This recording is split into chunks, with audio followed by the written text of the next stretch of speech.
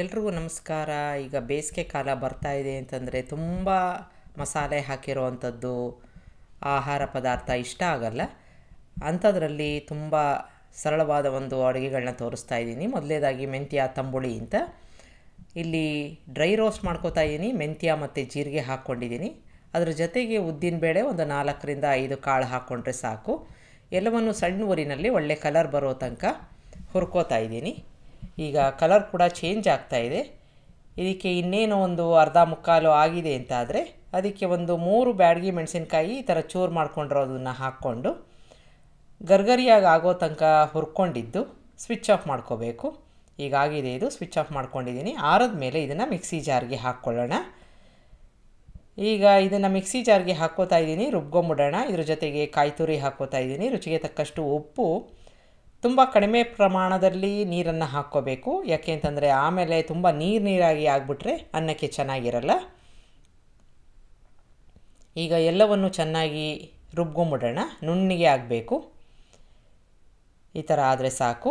ಈಗ ಮೊಸರನ್ನು ಇಟ್ಕೊಂಡಿದ್ದೀನಿ. ಆ ಮೊಸರಿಗೆ ಈ ರುಬ್ಬಿರೋದನ್ನು ಹಾಕ್ಕೋಬೇಕು. ಸ್ವಲ್ಪ ಹುಳಿ ಬಂದಿದ್ದರೆ ಮೊಸರು ಚೆನ್ನಾಗಿರುತ್ತೆ, ತುಂಬ ಹುಳಿ ಬೇಡ. ಈಗ ನಾವು ರುಬ್ಕೊಂಡಿರೋ ಒಂದು ಈ ಮಿಶ್ರಣನ ಹಾಕ್ಕೊಂಡು ಮಿಕ್ಸ್ ಮಾಡ್ಕೊಂಡಿದ್ದೀನಿ. ಇದಕ್ಕೆ ಒಂದು ಒಗ್ಗರಣೆ ಮಾಡ್ಕೊಂಬಿಡೋಣ. ಎಣ್ಣೆ ಹಾಕ್ಕೋತಾ ಇದ್ದೀನಿ. ನೀವು ಬೇಕು ಅಂತಂದರೆ ತುಪ್ಪ ಕೂಡ ಹಾಕ್ಕೋಬೋದು. ಸಾಸಿವೆ ಹಾಕ್ಕೊಂಡು ಕರಿಬೇವಿನ ಸೊಪ್ಪು ಹಾಕ್ಕೋಬೇಕು. ಚೆನ್ನಾಗಿ ಚಟಪಟ ಆದಮೇಲೆ ಕರಿಬೇವಿನ ಸೊಪ್ಪು ಹಾಕ್ಕೊಂಡು ಈ ತಂಬುಳಿಗೆ ಅದನ್ನು ಮಿಕ್ಸ್ ಮಾಡಿಕೊಂಡು ಬಿಸಿ ಅನ್ನದ ಜೊತೆ ಸರ್ವ್ ಮಾಡಿ. ತುಂಬ ಹಿತವಾಗಿರುತ್ತೆ, ಆರೋಗ್ಯಕ್ಕೆ ತುಂಬ ಒಳ್ಳೆಯದು. ಒಂದು ಸಲ ಮಾಡಿ ನೋಡಿ.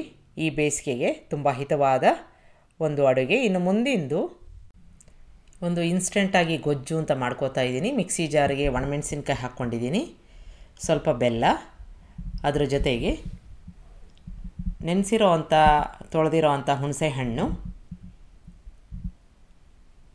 ಹುರ್ಗಡ್ಲೆ ಒಂದು ಸಣ್ಣ ಕಪ್ನಷ್ಟು, ಕಾಯಿ ತುರಿ ಅಷ್ಟೇ ಪ್ರಮಾಣದಷ್ಟು. ಇದಾದ ನಂತರ ಅರಿಶಿನ, ಸ್ವಲ್ಪ ಇಂಗನ್ನು ಹಾಕ್ಕೋತಾ ಇದ್ದೀನಿ. ರುಚಿಗೆ ತಕ್ಕಷ್ಟು ಉಪ್ಪನ್ನು ಹಾಕ್ಕೊಂಡು ಸ್ವಲ್ಪ ನೀರನ್ನು ಹಾಕ್ಕೊಂಡು ಒಂದು ಪೇಸ್ಟ್ ಮಾಡ್ಕೋಬೇಕು. ಈಗ ಪೇಸ್ಟ್ ರೆಡಿಯಾಗಿದೆ. ಒಂದು ಒಗ್ಗರಣೆ ಮಾಡ್ಕೊಂಬಿಡೋಣ. ಜೊತೆಗೆ ಎಣ್ಣೆ ಹಾಕ್ಕೊಂಡಿದ್ದೀನಿ, ಸಾಸಿವೆ ಹಾಕ್ಕೋತಾ ಇದ್ದೀನಿ. ಚೆನ್ನಾಗಿ ಚಟಪಟ ಅನ್ನಬೇಕು. ಈಗ ಇದಕ್ಕೆ ಕರಿಬೇವಿನ ಸೊಪ್ಪು, ಸ್ವಲ್ಪ ಇಂಗನ್ನು ಹಾಕ್ಕೊಂಡು ಒಂದು ಒಗ್ಗರಣೆ ರೆಡಿ ಮಾಡ್ಕೊಂಡಿದ್ದೀನಿ. ಇದನ್ನು ನಾವು ಈಗಾಗಲೇ ಹೆಚ್ಚಿ ಇಟ್ಕೊಂಡಿರೋ ಸೌತೆಕಾಯಿಗೆ ಹಾಕ್ಕೊಂಡು ಈ ಒಗ್ಗರಣೆ ಕೂಡ ಹಾಕ್ಕೊಂಡು ಮಿಕ್ಸ್ ಮಾಡ್ಕೋಬೇಕು. ಸ್ವಲ್ಪ ನೀರನ್ನು ಹಾಕ್ಕೊಂಡಿದ್ದೀನಿ ಮಿಕ್ಸಿ ಜಾರ್ಗೆ. ಚೆನ್ನಾಗಿ ಮಿಕ್ಸ್ ಮಾಡ್ಕೊಂಬಿಡೋಣ. ನೋಡಿದ್ರಲ್ಲ, ಇದು ದಿಢೀರಂತ ಆಗೋವಂಥದ್ದು. ಅನ್ನಕ್ಕಂತೂ ತುಂಬ ಚೆನ್ನಾಗಿರುತ್ತೆ. ಒಂದು ಸಲ ಮಾಡಿ ನೋಡಿ. ಕುದಿಸೋ ಅವಶ್ಯಕತೆ ಇಲ್ಲ. ಈಗ ಒಗ್ಗರಣೆ ಹಾಕ್ಕೊಂಡು ಮಿಕ್ಸ್ ಮಾಡಿಕೊಂಡ್ರೆ ನೀವು ಬಿಸಿ ಅನ್ನದ ಜೊತೆಗೆ ಇದನ್ನು ತಿನ್ಬೋದು. ತುಂಬ ಹಿತವಾಗಿ ಇರುತ್ತೆ, ಡೈಜೆಷನ್ಗೆ ಕೂಡ ಒಳ್ಳೆಯದು. ಒಂದು ಸಲ ಮಾಡಿ ನೋಡಿ. ಈ ಒಂದು ದಿಢೀರ್ ಗೊಜ್ಜು ತುಂಬ ಚೆನ್ನಾಗಿರುತ್ತೆ. ಈಗ ಇನ್ನು ಮುಂದಿಂದು ಪಾಲಕ್ಕಿಂದ ಮಾಡಿರುವಂಥ ಒಂದು ಗೊಜ್ಜು, ಅದು ಕೂಡ ಮುದ್ದೆಗೆ ಅನ್ನಕ್ಕೆ ತುಂಬ ಚೆನ್ನಾಗಿರುತ್ತೆ. ಹೇಗೆ ಮಾಡೋದು ಅಂತ ನೋಡೋಣ. ತುಪ್ಪ ಹಾಕ್ಕೊಂಡಿದ್ದೀನಿ. ಚೆನ್ನಾಗಿ ಕಾದ ನಂತರ ಜೀರಿಗೆ ಹಾಕ್ಕೊಂಡು ಚೆನ್ನಾಗಿ ಚಟಪಟ ಅನ್ನೋ ತನಕ ಬಾಡಿಸ್ಕೋಬೇಕು. ಒಂದು ಈರುಳ್ಳಿ, 1 ಇಂಚಿನಷ್ಟು ಶುಂಠಿ, ಒಂದೇ ಒಂದು ಹಸಿಮೆಣಸಿನ್ಕಾಯಿ ಹಾಕ್ಕೊಂಡಿದ್ದೀನಿ. ನಿಮಗೆ ಜಾಸ್ತಿ ಬೇಕು ಅಂತಂದರೆ ಇನ್ನೊಂದು ಹಾಕ್ಕೋಬೋದು. ಈಗ ಎಲ್ಲವೂ ಹಸಿ ವಾಸನೆ ಹೋಗೋ ತನಕ ಬಾಡಿಸ್ಕೊಂಡಿದ್ದೀನಿ. ಒಂದು ಟೊಮೆಟೊ, ಸ್ವಲ್ಪ ಹುಣಸೆ ಹಣ್ಣು, ಅರಿಶಿನ, ಹಿಂಗನ್ನು ಹಾಕ್ಕೋತಾ ಇದ್ದೀನಿ. ಬಾಡಿಸ್ಕೊಂಡ್ಬಿಡೋಣ. ಈಗ ಮೆತ್ತಗಾಗಬೇಕು ಟೊಮೆಟೊ, ಅದುವರ ತನಕ ಬಾಡಿಸ್ಕೋಬೇಕು. ಈಗ ಇದಕ್ಕೆ 1 ಇಂಚಿನಷ್ಟು ದಾಲ್ಚಿನ್ನಿ, ಒಂದು 5ರಿಂದ 6 ಮೆಂತ್ಯದ ಕಾಳನ್ನು ಹಾಕ್ಕೋತಾ ಇದ್ದೀನಿ. ಬಾಡಿಸ್ಕೊಂಡ್ಬಿಡೋಣ. ಈಗ ಎಲ್ಲವೂ ಚೆನ್ನಾಗಿ ಮೆತ್ತಗಾಗೋದು ಮತ್ತು ಹಸಿ ವಾಸನೆ ಹೋಗೋದು ತುಂಬ ಮುಖ್ಯ. ಹೀಗಾಗಿದೆ ಇದು.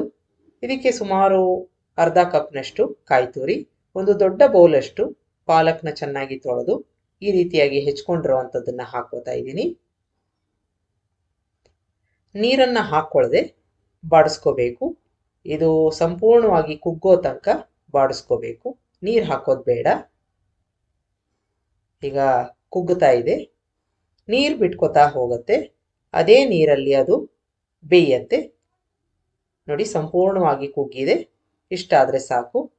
ಈಗ ಕೊತ್ತಂಬರಿ ಸೊಪ್ಪು, ರುಚಿಗೆ ತಕ್ಕಷ್ಟು ಉಪ್ಪು, 1 ಸ್ಪೂನ್ನಷ್ಟು ಬೆಲ್ಲನ ಹಾಕ್ಕೊಂಡು ಚೆನ್ನಾಗಿ ಮಿಕ್ಸ್ ಮಾಡಿಕೊಂಡು ಸ್ವಿಚ್ ಆಫ್ ಮಾಡ್ಕೊಂಡ್ಬಿಡೋಣ. ಈಗ ಆರಿದ ಮೇಲೆ ಇದನ್ನು ಮಿಕ್ಸಿಗೆ ಹಾಕ್ಕೋಬೇಕು.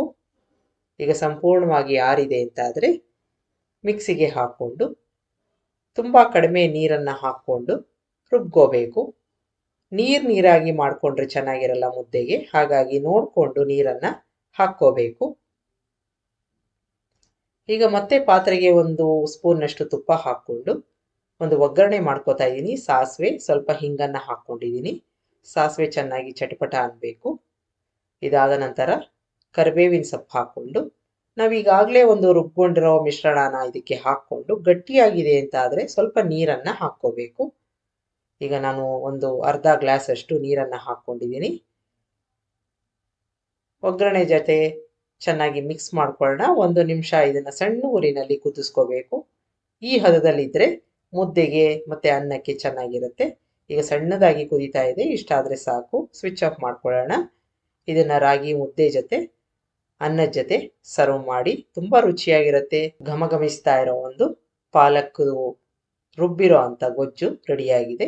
ರಾಗಿ ಮುದ್ದೆಗೆ ಒಳ್ಳೆ ಕಾಂಬಿನೇಷನು. ಒಂದ್ಸಲ ಮಾಡಿ ನೋಡಿ, ನಿಮ್ಮ ಅಭಿಪ್ರಾಯ ತಿಳಿಸಿ. ತುಂಬ ಆರೋಗ್ಯಕರ ಕೂಡ. ಇನ್ನು ಮುಂದಿಂದು ತುಂಬ ಸರಳವಾದ ಮೊಳಕೆ ಬರೆಸಿರೋ ಅಂಥ ಮೆಂತ್ಯದಿಂದ ಒಂದು ಗೊಜ್ಜು. ದೇಹಕ್ಕೆ ತುಂಬ ತಂಪು. ಅದಕ್ಕೆ ಒಂದು 4 ಟೇಬಲ್ ಸ್ಪೂನಷ್ಟು ಎಣ್ಣೆ ಹಾಕ್ಕೊಂಡಿದ್ದೀನಿ. ಎಣ್ಣೆ ಕಾದ ನಂತರ ಒಂದು ಅರ್ಧ ಟೀ ಸ್ಪೂನಷ್ಟು ಸಾಸಿವೆ, ಅಷ್ಟೇ ಪ್ರಮಾಣದ ಜೀರಿಗೆ, ಸ್ವಲ್ಪ ಹಿಂಗನ್ನು ಹಾಕ್ಕೋತಾ ಇದ್ದೀನಿ. ಚೆನ್ನಾಗಿ ಚಟಪಟ ಆದಮೇಲೆ ಮಿಕ್ಕ ಪದಾರ್ಥಗಳನ್ನ ಹಾಕ್ಕೊಳ್ಳೋಣ. ನಾನು ಮೊದಲೇ ಹೇಳಿದಾಗೆ ಇದು ಒಂದು 20 ನಿಮಿಷದಲ್ಲಿ ತಯಾರಾಗುತ್ತೆ. ಮೆಂತ್ಯ ಮೊಳಕೆ ಬರೆಸಿ ರೆಡಿಯಾಗಿದ್ದರೆ ಇದನ್ನು ಮೆಂತ್ಯನ ಚೆನ್ನಾಗಿ ನೆನೆಸಿ ಅದನ್ನು ನಾನು ನೀರೆಲ್ಲ ತೆಗೆದು ಮೊಳಕೆ ಬರೆಸ್ಕೊಂಡಿದ್ದೀನಿ. ಈಗ ಎಣ್ಣೆಗೆ ಕರಿಬೇವಿನ ಸೊಪ್ಪು, 1 ಹಸಿಮೆಣಸಿನ್ಕಾಯಿ ಹಾಕ್ಕೊಂಡಿದ್ದೀನಿ, 2 ಒಣಮೆಣಸಿನ್ಕಾಯಿ, ಒಂದು ಅರ್ಧ ಸ್ಪೂನಷ್ಟು ಅರಿಶಿನ ಹಾಕ್ಕೊಂಡು ಬಾಡಿಸ್ಕೋತಾ ಇದ್ದೀನಿ. ಹಸಿಮೆಣಸಿನ್ಕಾಯಿ ಇನ್ನೊಂದು ಬೇಕಾದರೆ ನೀವು ಹಾಕ್ಕೋಬೋದು. ಈಗ ಇದಕ್ಕೆ ಮೊಳಕೆ ಬಂದಿರೋ ಒಂದು ಮೆಂತ್ಯನ ಹಾಕ್ಕೋತಾ ಇದ್ದೀನಿ. ಸುಮಾರು 2 ದಿನ ಇಟ್ಟಿದ್ದೆ, ಚೆನ್ನಾಗಿ ಮೊಳಕೆ ಬಂದಿದೆ. ಇದನ್ನು ಒಂದು 5 ನಿಮಿಷ ಎಣ್ಣೆನಲ್ಲಿ ಬಾಡಿಸ್ಕೊಳ್ಳೋಣ. ಮೆಂತ್ಯನ ಒಂದು ರಾತ್ರಿ ಇಡೀ ನೆನೆಸಿ ಬೆಳಗ್ಗೆ ನೀರೆಲ್ಲ ತೆಗೆದು ಒಂದು 2 ದಿನ ನೀವು ಬಟ್ಟೆನಲ್ಲಿ ಕಟ್ಟಿ ಇಟ್ಟರೆ ಈ ರೀತಿಯಾಗಿ ಮೊಳಕೆ ಬರುತ್ತೆ. ಈಗ ಇದಕ್ಕೆ ಬಾಡಿಸ್ಕೊಂಡಿದ್ದಾದ್ಮೇಲೆ 1 ಕಪ್ನಷ್ಟು ಹುಣಸೆ ರಸ ಹಾಕ್ಕೊಂಡಿದ್ದೀನಿ. ಮಿಕ್ಸ್ ಮಾಡಿಕೊಂಡು ಅದರಲ್ಲಿ ಬೇಯಕ್ಕೆ ಬಿಡಬೇಕು. ಮುಚ್ಚಳ ಮುಚ್ಚಿ ಬಿಡೋಣ. ಒಂದು 3 ರಿಂದ 4 ನಿಮಿಷ ಆಗ್ಬೋದು. ಈಗ ಬೆಂದಿದೆ ಇದು. ಒಂದ್ಸಲ ಮಿಕ್ಸ್ ಮಾಡಿ ನೋಡಿಕೊಂಡು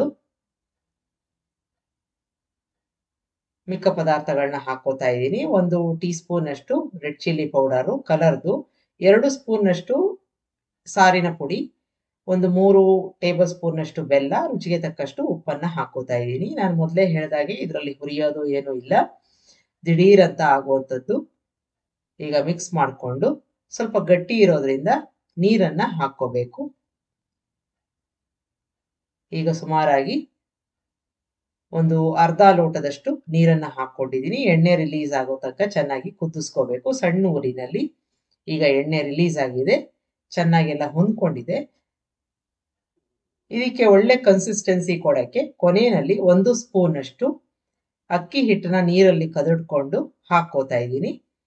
ಇದು ಒಳ್ಳೆ ಕನ್ಸಿಸ್ಟೆನ್ಸಿ ಕೊಡುತ್ತೆ, ರುಚಿನೂ ಚೆನ್ನಾಗಿರುತ್ತೆ. ಈಗ ಮಿಕ್ಸ್ ಮಾಡಿಕೊಂಡು ಸಣ್ಣ ಊರಿನಲ್ಲಿ ಒಂದು 2 ರಿಂದ 3 ನಿಮಿಷ ಕುದಿಸ್ಕೊಳ್ಳೋಣ, ಚೆನ್ನಾಗಿ ಹೊಂದ್ಕೊಳ್ಳೋ ತನಕ.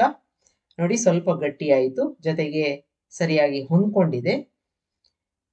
ಈಗ ಒಂದು 2 ನಿಮಿಷ ಬಿಟ್ಟು ನೋಡಿದಾಗ ಎಣ್ಣೆ ರಿಲೀಸ್ ಆಗಿರುತ್ತೆ, ಕನ್ಸಿಸ್ಟೆನ್ಸಿ ಕೂಡ ಚೆನ್ನಾಗಿರುತ್ತೆ. ನೋಡಿ ಗೊಜ್ಜಿನ ಹದಕ್ಕೆ ಬಂತು. ಒಂದ್ಸಲ ಮಾಡಿ ನೋಡಿ, ನಿಮ್ಮ ಅಭಿಪ್ರಾಯ ತಿಳಿಸಿ. ಬಿಸಿ ಅನ್ನಕ್ಕಂತೂ ಒಳ್ಳೆ ಕಾಂಬಿನೇಷನ್ನು, ಇಟ್ಕೊಂಡು ಕೂಡ ನೀವು ಬೇಕಾದರೆ ತಿನ್ಬೋದು. ಇನ್ನು ಮುಂದಿಂದು ಸೊಪ್ಪಿನಿಂದ ಮಾಡಿರೋ ಅಂಥ ಒಂದು ತಂಬುಳಿ ಥರ, ಆದರೆ ಮೊಸರು ಹಾಕಿಲ್ಲ. ಇಲ್ಲಿ ನಾನು 3 ಕಟ್ಟಷ್ಟು ದಂಟಿನ ಸೊಪ್ಪನ್ನ ಚೆನ್ನಾಗಿ ತೊಳೆದು ಇಟ್ಕೊಂಡಿದ್ದೀನಿ. ಇದು ಅದರದ್ದು ಕಡ್ಡಿ. ಎಳೆದಾಗಿದ್ದರೆ ನೀವು ಉಪಯೋಗಿಸ್ಕೋಬೋದು. ಕೆಲವೊಮ್ಮೆ ಇದು ನಾರು ಬರೋ ಥರ ಇರುತ್ತೆ. ಈ ರೀತಿ ಮಾಡಿದಾಗ ನೋಡಿ ಮುರಿಯಲ್ಲ. ಈ ಥರ ಎಳೆದಾಗ ಒಂದು ನಾರು ಬರುತ್ತೆ. ಆ ಥರ ಬರ್ತಾ ಇದ್ದರೆ ಅದನ್ನು ತೆಗೆದುಬಿಡಿ. ಅದನ್ನು ಬಳಸೋದು ಬೇಡ. ತುಂಬ ಎಳೆಯದಾಗಿದ್ದರೆ ಕಡ್ಡಿನ ನೀವು ಉಪಯೋಗಿಸ್ಕೋಬೋದು ಈ ರೀತಿಯಾಗಿದ್ದರೆ. ಈ ದಂಟಿನ ಸೊಪ್ಪು ಬದಲಾಗಿ ನೀವು ಪಾಲಕ್ ಕೂಡ ಉಪಯೋಗಿಸ್ಕೋಬೋದು, ಇಲ್ಲ ಮಿಶ್ರ ಸೊಪ್ಪು ಕೂಡ ಉಪಯೋಗಿಸ್ಕೋಬೋದು. ಇದನ್ನು ಒಂದು ಪಾತ್ರೆಗೆ ಹಾಕ್ಕೋತಾ ಇದ್ದೀನಿ. ಈಗ ಇದಕ್ಕೆ ಕೆಲವೊಂದು ಪದಾರ್ಥಗಳನ್ನ ನಾವು ಹಾಕ್ಕೊಳ್ಳೋಣ. ಖಾರಕ್ಕೆ ತಕ್ಕ ಹಾಗೆ ನಾನು ಇಲ್ಲಿ 2 ಹಸಿ ಮೆಣಸಿನಕಾಯಿನ ಹಾಕ್ಕೊಂಡಿದ್ದೀನಿ. ಇಷ್ಟು ಸಾಕಾಗುತ್ತೆ ಇದಕ್ಕೆ. ಸ್ವಲ್ಪ ಉಪ್ಪನ್ನು ಹಾಕ್ಕೋತಾ ಇದ್ದೀನಿ. ಒಂದು ಅರ್ಧ ಟೀ ಸ್ಪೂನಷ್ಟು ಜೀರಿಗೆ ಹಾಕ್ಕೊಂಡು ಅರ್ಧ ಕಪ್ನಷ್ಟು ನೀರನ್ನು ಹಾಕ್ಕೊಂಡು ಸಣ್ಣ ಊರಿನಲ್ಲಿ ಸುಮಾರು ಒಂದು 5 ರಿಂದ 6 ನಿಮಿಷ ಮೆತ್ತಗಾಗೋ ತನಕ ಇದನ್ನು ಬೇಯಿಸ್ಕೋಬೇಕು. ಮುಚ್ಚೋದು ಬೇಡ, ಯಾಕೆ ಅಂತಂದರೆ ಕಲರ್ ಚೇಂಜ್ ಆಗುತ್ತೆ. ಹಾಗಾಗಿ ಈ ಥರ ಓಪನ್ ಆಗೇ ಇಟ್ಕೊಂಡು ಬೇಯಿಸ್ಕೋಬೇಕು. ಈಗ ನೋಡಿ ಚೆನ್ನಾಗಿ ಕುಗ್ಗಿದೆ, ಅದು ಬೆಂದಿದೆ. ಇಷ್ಟ ಆದರೆ ಸಾಕು, ತುಂಬ ಬೇಯಿಸೋದು ಬೇಡ. ಒಂದು ಅರ್ಧ ಟೀ ಸ್ಪೂನಷ್ಟು ನಾನು ಸಕ್ಕರೆನ ಹಾಕೋತಾ ಇದ್ದೀನಿ. ಯಾಕೆ ಅಂದರೆ ಅದರ ಗಾಢವಾದ ಕಲರು ಅದೇ ರೀತಿ ಇರುತ್ತೆ. ನಿಮಗೆ ಬೇಡ ಅಂತಂದರೆ ಸ್ಕಿಪ್ ಮಾಡ್ಬೋದು. ಈಗ ಬೆಂದಿದೆ, ಕುಗ್ಗಿದೆ ಚೆನ್ನಾಗಿ ಅಂತಾದರೆ ಸ್ವಿಚ್ ಆಫ್ ಮಾಡಿಕೊಂಡು ಆರಕ್ಕೆ ಬಿಡೋಣ. ಈಗ ಸಂಪೂರ್ಣವಾಗಿ ಆರಿದೆ. ಇದನ್ನು ನಾನು ಮಿಕ್ಸಿ ಜಾರ್ಗೆ ಹಾಕ್ಕೋತಾ ಇದ್ದೀನಿ. ನೀರು ಅಕಸ್ಮಾತಾಗಿ ಉಳ್ಕೊಂಡಿದ್ರೆ ಅದನ್ನು ಕೂಡ ನೀವು ಹಾಕ್ಕೋಬೋದು. ತುಂಬ ಜಾಸ್ತಿ ನೀರು ಹಾಕ್ಕೊಳ್ಳೋದು ಬೇಡ ಬೇಯಿಸೋಕ್ಕೆ. 2 ಟೇಬಲ್ ಸ್ಪೂನಷ್ಟು ಕಾಯಿ ತುರಿ ಹಾಕ್ಕೊಂಡು ರುಬ್ಗೋತಾ ಇದ್ದೀನಿ. ಅಷ್ಟೊತ್ತಿಗೆ ಒಂದು ಒಗ್ಗರಣೆ ಮಾಡ್ಕೊಂಬಿಡೋಣ. ಎಣ್ಣೆ ಹಾಕ್ಕೊಂಡಿದ್ದೀನಿ, ನೀವು ಬೇಕಾದ್ರೆ ತುಪ್ಪ ಹಾಕ್ಕೋಬೋದು. ಸಾಸಿವೆ, ಸ್ವಲ್ಪ ಜೀರಿಗೆ ಹಾಕ್ಕೋತಾ ಇದ್ದೀನಿ. ಚೆನ್ನಾಗಿ ಚಟಪಟ ಆದಮೇಲೆ ಹಿಂಗು, 1 ಟೀ ಸ್ಪೂನ್ನಷ್ಟು ಉದ್ದಿನಬೇಳೆ ಹಾಕ್ಕೋಬೇಕು. ಈಗ ಇದು ಚೆನ್ನಾಗಿ ಚಟಪಟ ಆದಮೇಲೆ ಉದ್ದಿನಬೇಳೆ ಹಾಕ್ಕೊಂಡು ಒಳ್ಳೆ ಕಲರ್ ಬರಬೇಕು. ಈ ರೀತಿಯಾಗಿ ಬಾಡಿಸ್ಕೊಂಡು, ಈಗ ನೋಡಿ ಕಲರ್ ಬಂದಿದೆ. ಇಷ್ಟ ಆದರೆ ಸಾಕು. 2 ಒಣಮೆಣಸಿನಕಾಯಿ ಚೂರನ್ನು ಹಾಕ್ಕೊಂಡು ಸ್ವಿಚ್ ಆಫ್ ಮಾಡ್ಕೋತಾ ಇದ್ದೀನಿ. ಈಗ ರುಬ್ಬಿದ್ದಾಗಿದೆ. ಇದನ್ನು ಒಂದು ಪಾತ್ರೆಗೆ ಹಾಕ್ಕೊಂಡು ಇದಕ್ಕೆ ಈ ಒಗ್ಗರಣೆ ಹಾಕ್ಕೊಂಡು ನೀವು ಬಡಿಸ್ಕೋಬೋದು. ಈ ಎಲ್ಲ ಅಡುಗೆಗಳು ತುಂಬ ಬೇಗ ಆಗುತ್ತೆ, ಜೊತೆಗೆ ಬೇಳೆ ಕೂಡ ಬೇಡ. ಒಂದು ಸಲ ಮಾಡಿ ನೋಡಿ. ನಿಮಗೆ ರೆಸಿಪಿ ಇಷ್ಟ ಆದಲ್ಲಿ ಲೈಕ್ ಮಾಡಿ, ಶೇರ್ ಮಾಡಿ, ಕಮೆಂಟ್ ಮಾಡಿ, ನನ್ನ ಚಾನಲ್ಗೆ ಸಬ್ಸ್ಕ್ರೈಬ್ ಮಾಡಿ. ನಮಸ್ಕಾರ.